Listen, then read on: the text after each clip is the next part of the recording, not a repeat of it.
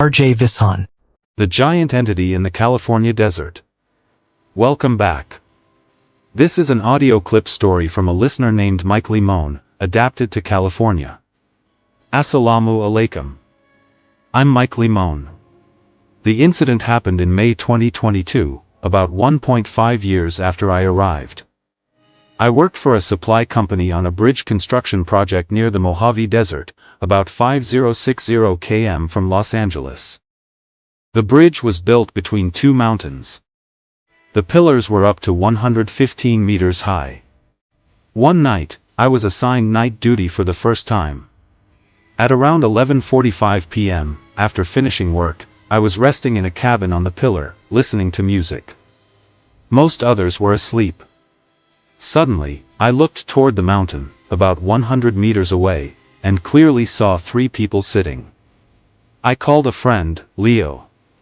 He came and saw the same, three people in white clothes, sitting. Then a third person among them stood up and grew enormous, so tall he seemed to touch the sky. The standing figure looked at us. His face was like a rhinoceros, huge black eyes, red glowing like fire. His hair was extremely long, reaching down the mountain, fluttering against the wind.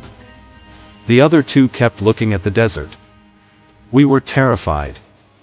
An older foreman told us to bow down and not make noise. Some tried to take photos. After 2-3 minutes, the giant looked toward our bridge. We all prostrated, reciting prayers. Then the crane driver called us down. The giant kept staring but did nothing. We left the site at 12:30 a.m. I and two others fell sick, fever and vomiting for a week. A local imam gave us Zamzam water and taught us prayers. We recovered 70%. I called my mother in Texas. She contacted a healer.